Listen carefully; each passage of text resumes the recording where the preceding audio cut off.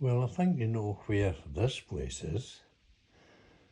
For those who don't, this is the steeple in Falkirk.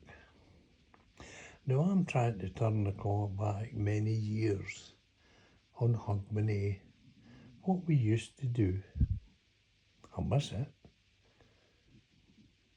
But to let you understand, I was only in my mid-teens at the time. I had my first pint, so to speak, like many others.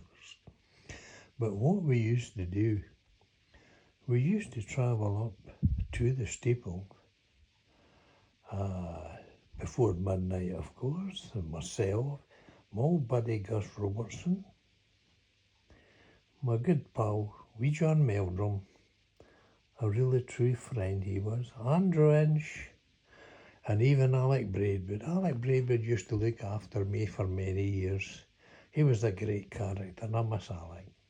But anyway, we used to travel up to the steeple because we heard they had a good time up there.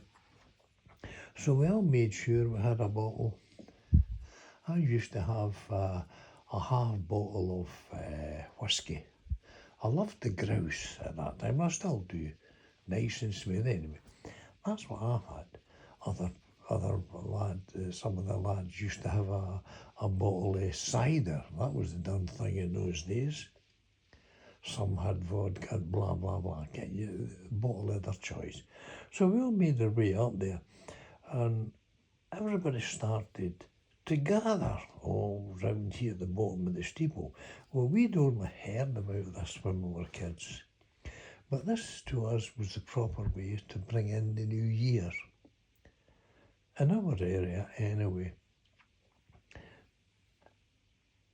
Now, the steeple, it looked like that. That's what I can recall, this old stock photo that I found.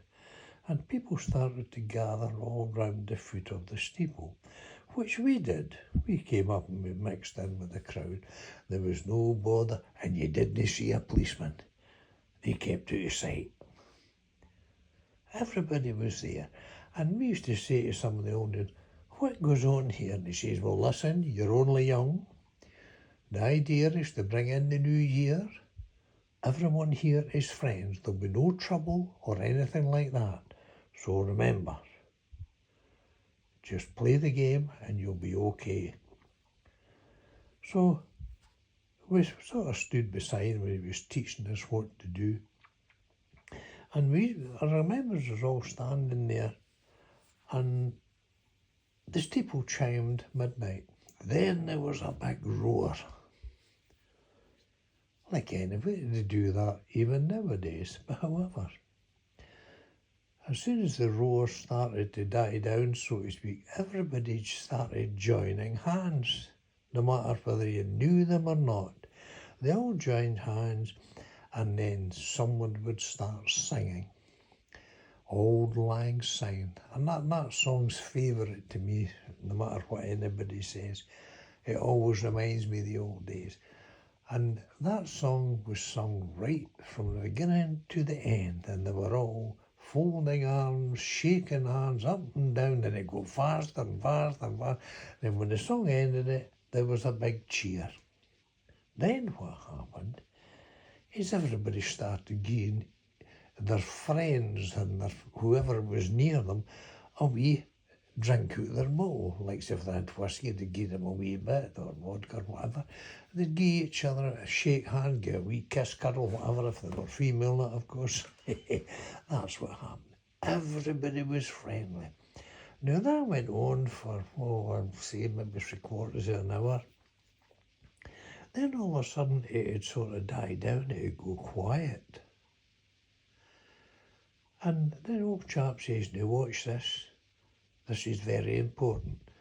By now, everybody should have emptied the bottles they had.